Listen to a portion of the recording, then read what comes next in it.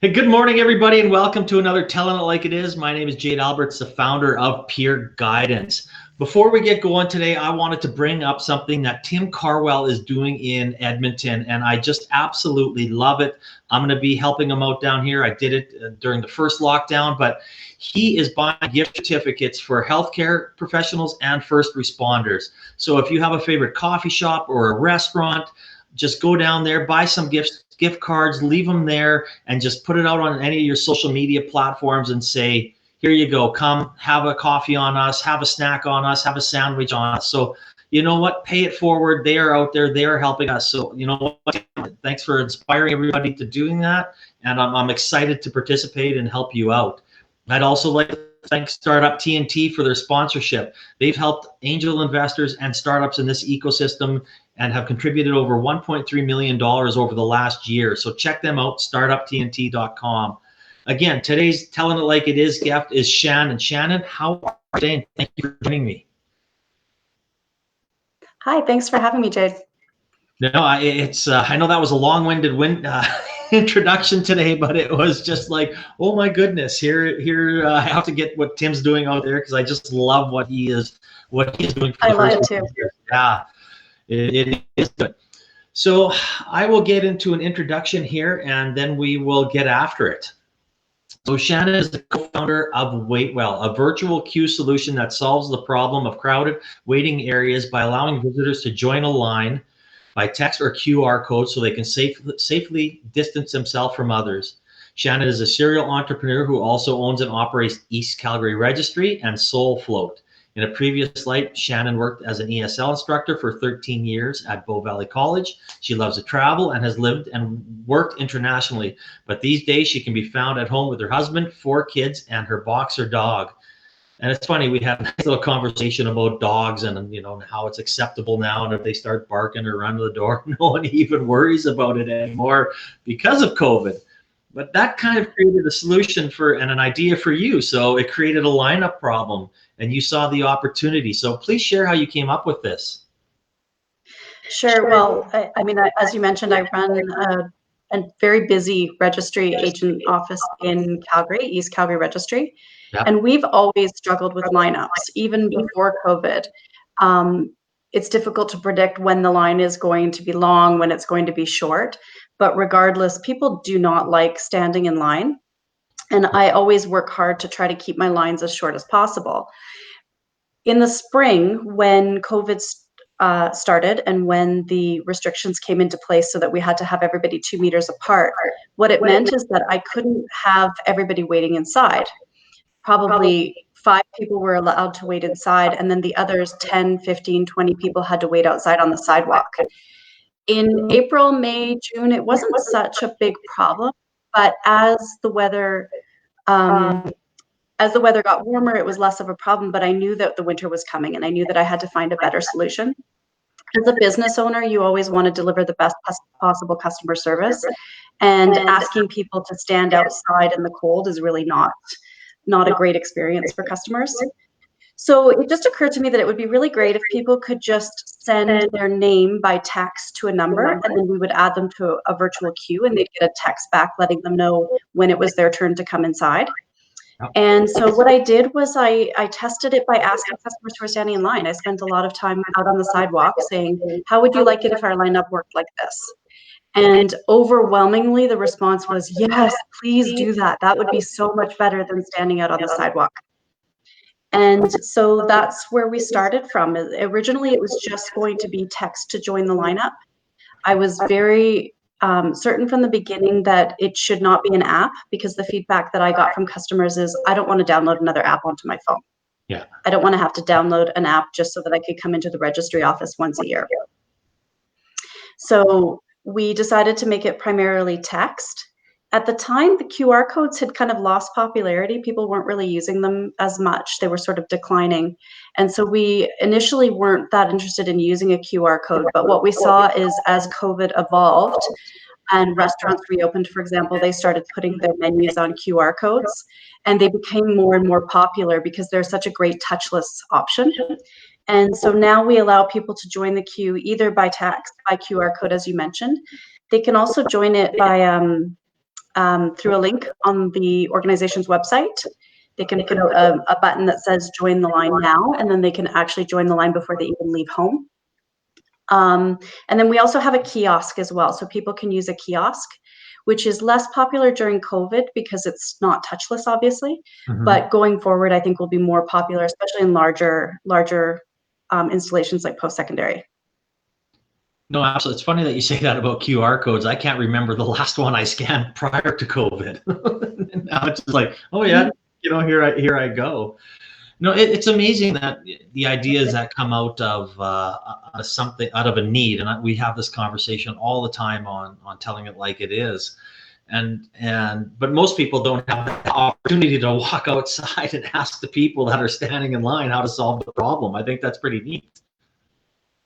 Yeah, I have been really in a unique situation to be able to field test the software at my own location and to see how customers interact with it and to ask them questions. Do you like it this way? Do you like it that way? Does this work for you?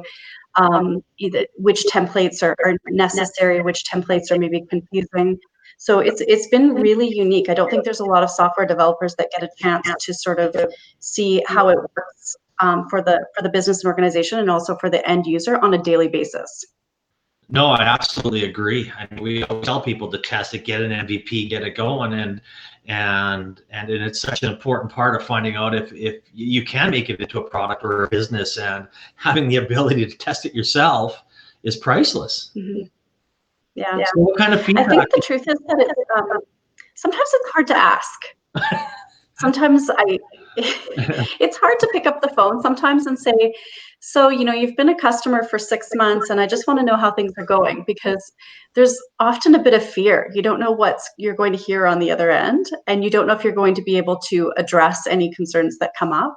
So it's not always easy to get out there and say, how are we doing? How are you liking this? Is there something we could be doing better? But it's critical. You don't move forward without that. And that feedback is so important, on any startup and any business. Did you find that the responses you were getting, did they just say, "Oh, it's fine, it's good," because they didn't want to engage you, or did you get that honest feedback from them? I find my customers tell it like it is. I get a lot of very candid feedback from my customers. We have, obviously not everybody loves it. Some people say, well, I'd rather just stand in line. Hear that a lot less when the weather is the way it is this week in Calgary. People are very grateful to be able to wait in their car. But no, whether they like it, they don't like it, there's a feature they want, something that they found confusing. They're very upfront and forthcoming about giving feedback about the software. So that's been really useful. No, that is useful. So you kind of discussed how it works. Is there anybody that complains if they're standing in line and they just see someone that shows up and just walks right in because they're in the queue? Not really. People learned it really quickly. The first month was challenging for sure, especially when people often have visited the office a couple days ago, and then they arrive on August 24th, which was the day that we implemented, and they're confused. 2 days ago I just walked in, and now you're asking me to send a text, and that was a little bit confusing for people. I find as each week goes by, we have fewer and fewer people that haven't seen it before. And my prediction with the registry is I think once we get to the 1 year mark, the majority of our customers will have seen this before, or else they've seen something similar somewhere else. Okay. And so I really believe that this is the way of the future when it comes to waiting. I don't think 5 years from now it will be normal to see a lineup at a DMV or at a post-secondary institution. I think the expectation will be, how do I get in line here? Not where do I stand in line? No, I think that's so true, and I mean, especially when you go to whatever Canadian Tire or Home Depot, and I would drive by there and I would look at it and I would be like, oh yeah, forget it. Like, I'm not standing in that line. You're 6 feet apart.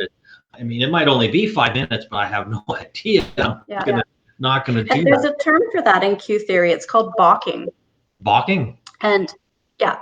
So that's when people drive up or walk by and they see the line and say, never mind, I'm not going to bother.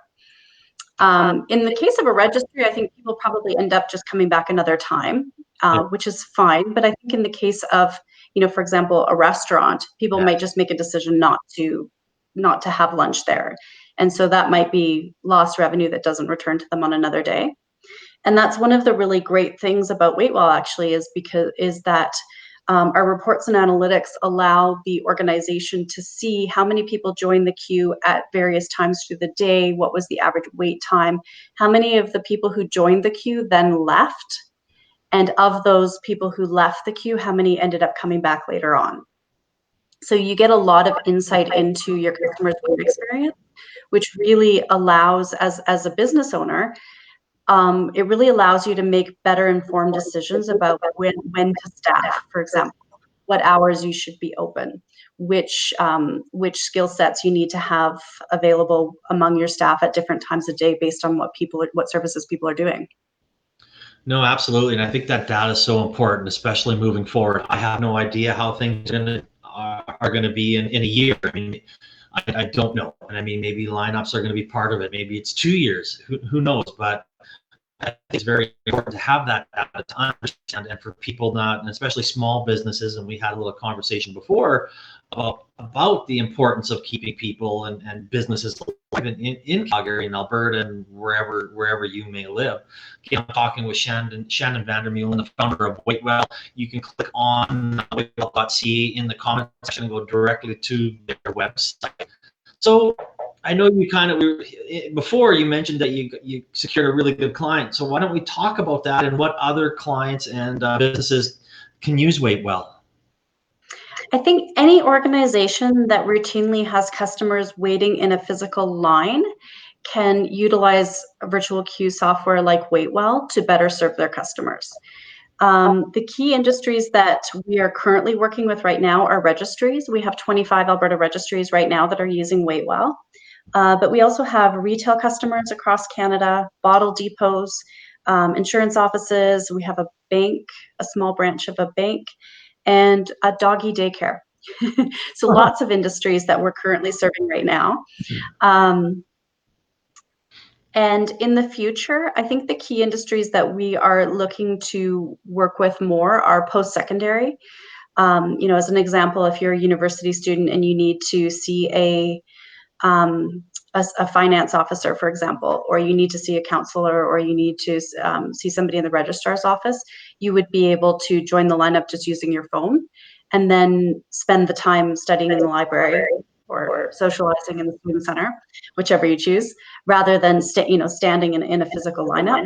Yeah. I think healthcare is going to be a major application. We are talking with a hospital in Ontario who's really interested in working with us to supplement virtual queuing to their appointment system that they have. So obviously with healthcare, they're usually working with people who have appointments, but also walk-ins. And so they're really interested in looking at how Waitwell can help them to manage that more effectively. And of course, it's a natural fit for DMVs as well.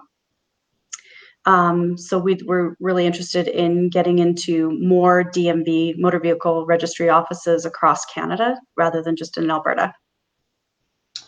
No, I mean, that's interesting. And I do. I mean, there's going to be lineups everywhere moving forward. I'm just curious, speaking of lineups, what was the feeling of the people standing in line? Like, I mean, I know how I feel. Like, I get impatient if I have our daughters with us. I'm like, oh, this is not going to be good. So, like, what were their thoughts of standing in line? Like, what was going through their mind? Did you ask any of those questions? Yeah, well, I think the primary thing is just they understand that they're not going to walk in and be served right away. I don't think anybody really has that expectation when they go to a registry office that it's just going to be walk in and walk out, the way as if it's a Mac store or a convenience store. But at the same time, there's a sense of, I want to be comfortable while I'm waiting. Don't make me stand on the sidewalk in the cold, in the rain, in the sun. And then second, is there any way I can use this time effectively? I don't want to waste 45 minutes standing in line. So those are the kind of the feedback that we were getting. And we knew that virtual queuing was really going to solve both of those problems.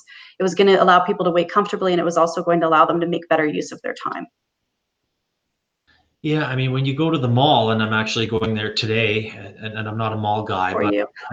a walk and talk. I've been doing a lot of walk and talk meetings, and usually I go down to the river and meet people there, and then we walk in Edwardley Park or Bowness or something. But it's just too freaking cold. So we're gonna go to the market mall, and I know when we do go there with our daughters, I mean, there's a lineup. I'm expecting to stand in line to go into because it's whatever 15 or 25% capacity. But even moving forward, I think I agree with you that these places, if I don't want to stand in line, but you know what, if I can walk around and hit one here, hit one there, and sign in while I'm at the mall, and I get a little message saying you're up, I'm good to go. Yeah. Yeah. One of the key feedback that we get a lot is, oh, it's just like the Apple Store. And I really like hearing that, because I think, they were really a pioneer for this, in that they didn't expect people to stand and wait for service. They allowed people to either make an appointment or to check in and then receive a notification back when it was their turn. Oh, that's actually, I mean, if you want to be associated with anybody, that's a good company to be associated with and say, yeah, you like Apple, like, absolutely. Yeah. But it is true. I do love it. And I do that all the time, right? Whether you have to go see a genius or get something fixed, or you have a question. I mean, yeah, here, book your time where you go, you walk in, and or it is great. And I like that. So I think that's a very good analogy. So tell us a little bit. I know you said before you can't tell us, but you secured a big client, and I think that's exciting, and that should be shouted from the mountaintop, even though you can't say the name yet. But I think that's really cool. I was so excited yesterday. I called the 3 people that I was allowed to tell right away. Yeah, so we are finalizing right now a deal with a post-secondary institute in in Canada. It's a fairly large one, and we're really excited to be working with them. They're looking at using for their registrar area, their learner services area, and their IT support area. And we think that it's really going to help them to just deliver a much better experience for their students. So we're really excited about that, and hoping to be able to show that to other post-secondaries in North America, and hopefully really be able to break into that market, because we think it's really well suited to our solution in the long term. It's not just a COVID problem. Yeah. That's the thing about virtual queuing, is that it's not just about solving capacity issues or dealing with physical distancing. It's about customer care. It's about showing your customer that you actually really do value their time. And although you can't help them at this moment, you don't expect them to waste 45 minutes just waiting for you to be ready for them. And you're allowing them to use that time productively. So we think that post-secondary is a great place for that to work. And the other great thing about post-secondary is that it's young people. And young people are always on the cusp of digital transformation, because they fully expect to be able to do everything with their phones. They, unlike you and I, they grew up with phones. My 14-year-old, I think, has I've had an iPhone for as long as he can remember. So he can't even imagine not having that tool at his disposal. No, I agree. So the post-secondary is a great fit for us, because there won't be many people who are reluctant to join a queue using their phone. No, I agree. Again, I'm talking with Shannon, the founder of Waitwell. Waitwell.ca is a website. You can click on it in the comment section to find out more information. And that was kind of a segue into the sales side of things. And I see a lot of startups that sometimes forget to focus on sales. Maybe don't get to pick up that phone and call somebody, or don't feel comfortable with it. They think I can send out 1,000 emails and that's the way I'm going to grow, which, I mean, is probably one part of it. But when you're going now, and you've got a big sale and it's about to close, which is great, that's awesome. And any of the other clients that you had, but you have a network of registries that you could call on, you'd be able to test that with. How are you going to move forward with your sales, your marketing, and how are you going to implement social media into that? I'm not an expert on this topic, but for me, social media is about creating awareness, and it can bring you some leads for sure. Yeah. But the key is following up on the leads. With virtual queuing, a lot of people don't realize that it's an option. So if they're not looking for it, they will not find you. And so it is your job to reach out to them and to let them know that there's a better option and that you'd really like to show it to them. I think that with sales, especially with a SaaS product, which is based on service, when you're selling a software as a service product, what you're doing is saying, I'm going to offer this service to you on an ongoing basis. And so therefore you really have to be able to have a relationship and develop that trust early on. This isn't a sweater or something that people are going to buy and use for a month. It's something that they're going to be engaging with you over a long period of time. And so you really have to establish that relationship. I don't think you can do that without having a personal connection. I think it takes a phone call. And my feeling is that you can send out 100 emails and it's never going to be good as getting a person on the phone for 2 minutes. Man, that's just awesome. That's the answer I wanted to hear. That's the answer I talk about all the time, and it is such an important thing. And people are inundated with emails now. And maybe 10 or 15 years ago, emails was something that was good and great, and you get all the spam now, and it starts going down the train, and then you forget, it gets forgotten, and that personal touch. And this is, again, my opinion, and I've tried to talk to a lot of professional salespeople out there, and I was one before. That phone call, and we're missing this face-to-face communication, even though it's sometimes over Zoom, whatever it may be. But to get a new client, they are spending more time on the phone than anything else right now. I mean, some of the follow-up scheduling appointment things along those lines have been moved, can still be done on the email train, but to get that, it's been moving to the face-to-face virtually, but more face-to-face on the phone, because people just can't stand sitting in front of their computers anymore. And I think that's going to be a good thing moving forward. Yeah, I agree. And we're really lucky because being in Canada there and being in Calgary in particular, there really is a lot of movement to support local. And so when people find out that there's a solution that is made in Alberta and they're from Alberta as well, they really are interested in hearing about it, whether they think they need it or not. And chances are, if I'm calling them, it's because I have an idea of how their business works and I have a solution that can solve a problem that maybe they didn't even think there was a solution to. Absolutely. I couldn't agree more. I think it's it's that lost art of the phone is coming back. I think our iPhone, I mean, mine's sitting right here, right? Away you go. And people are going to have to learn how to talk on the phone now. I mean, even our daughters that are 10 and 13, very, very rarely do they phone somebody, and I'll say, phone me, phone me, phone me. And I'm starting to do all of our communications on text. I'm not answering them on text anymore. I'm putting the response as phone me. Just to kind of start to get them comfortable with talking on the phone, because I think it's going to come back, and it's going to be, people are going to want that. And then I could be wrong. I mean, but who knows? But again, I think it's something that's going to be an important skill moving forward, which our maybe a generation might have lost and don't realize that when you actually have to go on a sale, you stopped at a payphone to phone into your office because there were no cell phones. And yeah. I agree. So, Shannon, what's next for Waywell? Well, Waywell started from a feeling that I had, which is that I don't like the way I'm treating my customers.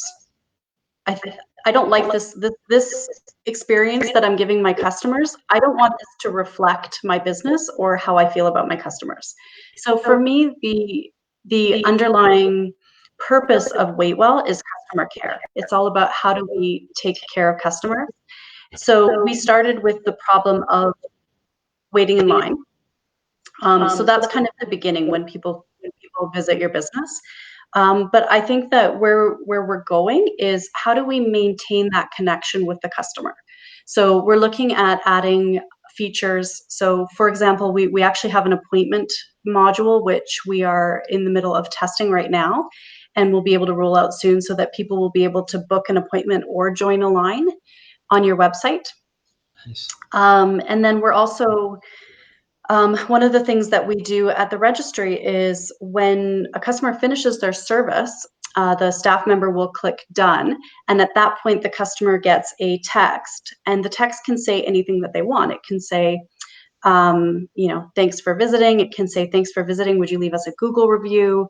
Thanks for visiting. Would you join our mailing list? Thanks for visiting. Would you like an email reminder? I think that SMS text marketing is also really important. Doesn't replace the phone call that we talked about earlier in terms of the personal connection, but the stats on how many people will read a text versus how many people will read an email are astounding. I think it's something like 10 to 1. The vast majority of emails will never be read, but most texts are read within about 5 minutes. So that's something that we're really interested in helping businesses, because now that they have the phone number for all of the customers who've visited their office, they can now use that to reach out and see if they can sort of establish a connection and get people to receive SMS text from them. So we're really interested in that. We do have a forms and waiver feature as well, which is something that we added at the request of some of our customers who want their customers to be able to fill out a waiver before they come in. So you can actually collect information from your customers at any point, whether it's right when they first join the queue or whether it's after they've left. So you could send them a satisfaction survey, for example, and then see how your different service providers at your location are rating in terms of customer service satisfaction. And a lot of our customers are using that right now as a COVID waiver. So those are some things that we're working on now, and we think that going forward, we would like to be able to continue to expand and offer more services related to customer care, whether that's chat support, follow-up marketing, SMS marketing, and that kind of thing. That's a lot. That's great. I usually don't get an answer to that extent. That's when it comes to these people. Oh, I want to kind of do this, but I mean, with what you've accomplished in such a short, I shouldn't say short period of time, but I really do. I'm impressed. And when we had our first conversation, kind of out of the blue, and I forgot to.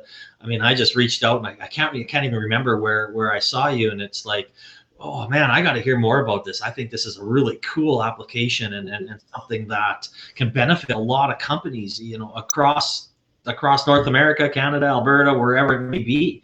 It's something great, and it's homegrown, and I think that's awesome. So for what you created, it's excellent. And again, if anybody wants to check it out, find out more information, click on waitwell.ca in the comments section. It'll take you directly to your website. So kudos to you for creating this. Thank you, Jade. We're really excited with the progress we've made. We only launched in October. I think October 6th was our launch date, and it's amazing. The idea, we only came up with it in, I think, May or June is when we started development. So we've really come a long way in a very short time, and we're really excited about where we're going to go. We're really hoping to grow, to create some jobs here in Calgary and tech, and continue to solve businesses' problems in a way that really delights customers. Again, I couldn't agree more. And I think Waitwell should be put on top of the how to do it list when people are starting to talk about how somebody went from an idea to an MVP to an actual business, evolving the business and adding features as people request it, because it's just fantastic. And I couldn't be excited enough that you're here sharing your story with us. So thank you. Thank you, Jade. So I do have one last question. You're a serial entrepreneur. You've been doing it for a long time. You have a brick and mortar business, and now you have another, a SaaS business, a virtual business. So if you had one piece of advice for an entrepreneur, small business, or startup, what would that be, Shannon? Well, I think it's all about execution. I think people get really wrapped up in the idea that the good idea is the key. I always tell people, I actually had the idea for PayPal back in 1998 because I had a need for it, and I thought, well, wouldn't it be great if payments online could work like this? But I didn't do it, and so therefore I'm not Elon Musk. And it's all about execution. It's having an idea is great, but I can't count the number of times people say, "Oh, well, I had that idea too." And It's all about following through. Yesterday I was listening to, do you listen to This American Life, the podcast? No. Oh, highly recommend. I was listening to one yesterday, and it was took us into the world of car salesmen. It's called 129 Cars, and they were talking about the ABCs of selling. Do you know what ABCs of selling? Do you know what that stands for? Always be closing. That's right. So I would say that's the other advice. I think that the sending out an email and waiting, putting up your website, putting up your social media content and waiting for somebody to come see you is not a plan for execution. You have to be calling, connecting, closing. Absolutely. Out of 60 some episodes that I've done, this is the first time I'm going to get to use a Glengarry Glen Close line of Alex. First place is a Rolex, second place steak knives. You know what third place is? You're fired. It's probably the most shared ABC of closing clip in the history of movies, and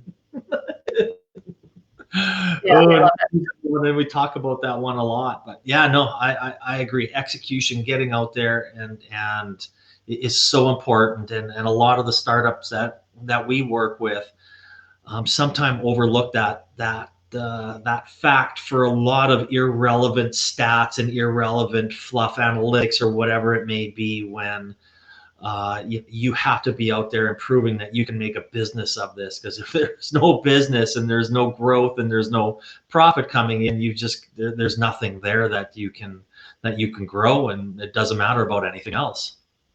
Mm-hmm. Yeah, that's true. Excellent. Well, Shannon, thank you so much for joining me today. I really appreciate you sharing your story with our listeners, and I wish you all the best. Stay warm, and I'm sure we'll talk soon.